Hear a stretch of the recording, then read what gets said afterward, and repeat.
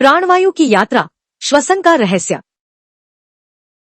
एक आधुनिक प्रयोगशाला में 16 वर्षीय आर्यन अपनी विज्ञान की किताब को देखकर बहुत उलझन में है। आर्यन को श्वसन यानी रेस्पिरेशन की जटिल प्रक्रिया समझ नहीं आ रही है और वह निराश महसूस कर रहा है। तभी प्रोफेसर विवान, एक अनुभवी वैज्ञानिक, मुस्कुराते हुए आर्यन के पास आते हैं। प्रोफेसर विवान आर्यन को एक अद्भुत और चमकती हुई मशीन दिखाते हैं जिसे द बायोवॉयजर कहा जाता है।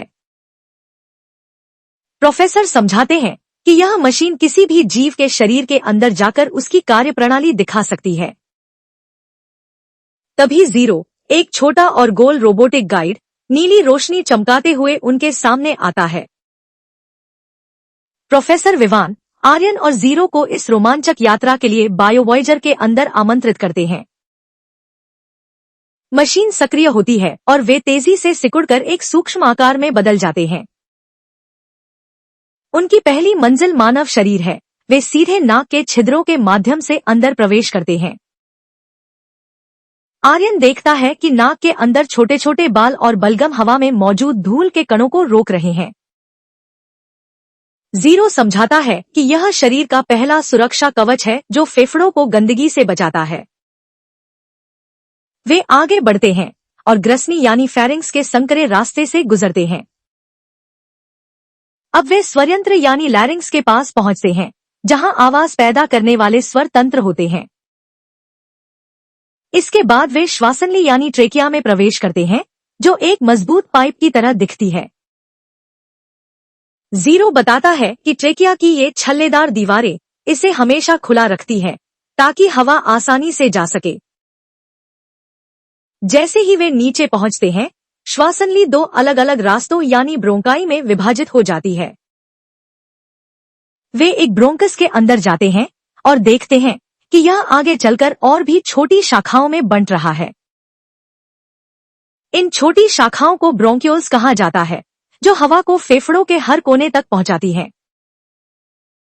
अंत में वे अंगूर के गुच्छों जैसे दिखने वाले छोटे छोटे वायुकोशों यानी एल्वियोली तक पहुंचते हैं। आर्यन देखता है कि ये एल्वियोली बहुत पतली दीवारों वाले होते हैं, जिससे गैसों का आदान प्रदान आसान हो जाता है। तभी एक अद्भुत दृश्य दिखता है। ऑक्सीजन के अणु खून की लाल कोशिकाओं में तेजी से जा रहे हैं। साथ ही कार्बन डाइऑक्साइड के अणु खून से निकलकर एल्वियोली में वापस आ रहे हैं ताकि बाहर निकाले जा सकें।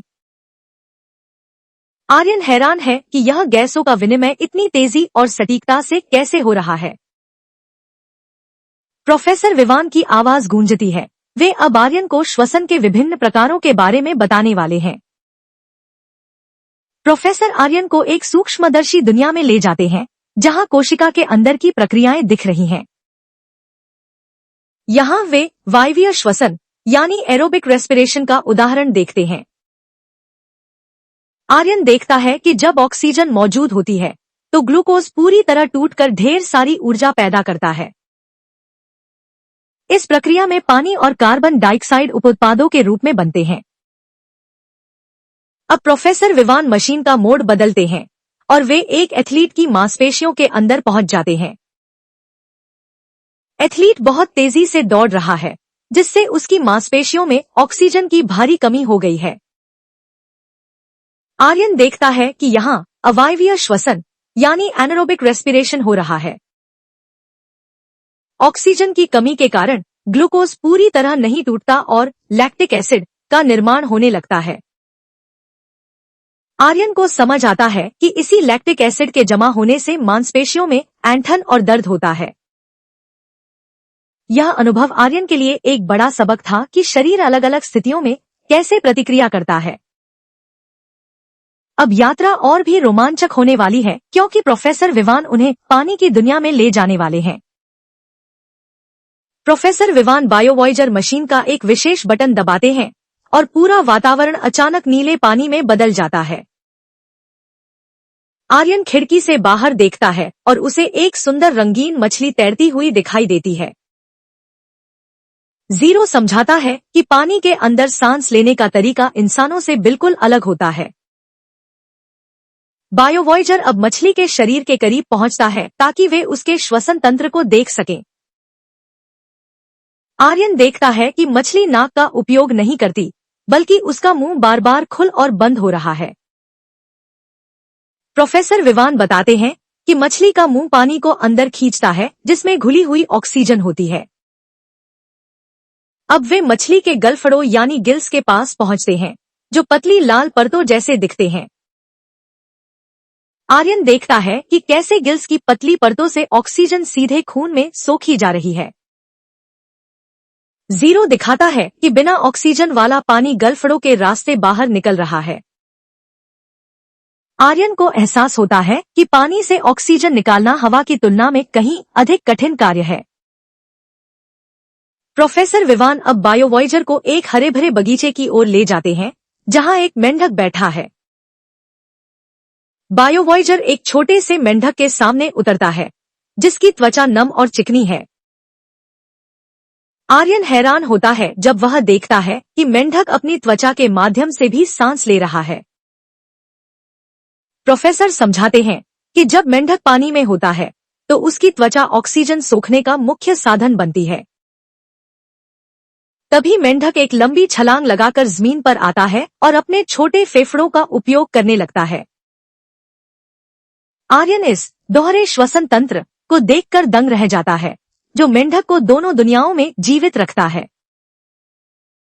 अब प्रोफेसर विवान एक और रोमांचक मोड़ लेते हैं और उन्हें एक छोटे से तिलिस्मी तिलचट्टे के पास ले जाते हैं। बायोवॉयजर अब इतना छोटा हो जाता है कि वह कॉकरोच के शरीर के अंदर प्रवेश कर सके। अंदर का दृश्य बिल्कुल अलग है। यहाँ न तो फेफड़े हैं और न ही गिल्स। जीरो कॉकरोच के शरीर के किनारों पर स्थित छोटे छोटे छेदों की ओर इशारा करता है, जिन्हें स्पाइरेकल्स कहते हैं। आर्यन देखता है कि हवा इन स्पाइरेकल्स से अंदर जाकर सीधे ट्रैकियल ट्यूब्स के जाल में फैल रही है। वह देखता है कि यह जाल बिना किसी खून की मदद के ऑक्सीजन को सीधे शरीर की कोशिकाओं तक पहुंचाता है। आर्यन को एहसास होता है कि प्रकृति ने हर जीव को उसके वातावरण के हिसाब से एक अनोखा श्वसन तंत्र दिया है। प्रोफेसर विवान अब बायोवॉयजर को वापस प्रयोगशाला की ओर ले जाते हैं, जहां आर्यन अपनी सामान्य स्थिति में लौटता है। प्रयोगशाला में वापस आते ही आर्यन अब पूरी तरह बदल चुका है और उसकी आंखों में एक नई चमक है। उसे समझ आता है कि श्वसन केवल सांस लेना नहीं, बल्कि कोशिकाओं में ऊर्जा बनाने की एक जटिल और सुंदर प्रक्रिया है। तभी प्रोफेसर विवान का चेहरा गंभीर हो जाता है और वे आर्यन से एक आखिरी और महत्वपूर्ण सवाल पूछते हैं। प्रोफेसर पूछते हैं, आर्यन, क्या होगा अगर हम इस पूरी अद्भुत प्रणाली को प्रदूषित कर दें? अचानक प्रयोगशाला की बड़ी स्क्रीन पर शहर के धुंध और भारी प्रदूषण के भयानक दृश्य उभरने लगते हैं। आर्यन स्क्रीन पर देखता है कि कैसे प्रदूषित हवा फेफड़ों के एल्वियोली को काला और खराब कर देती है।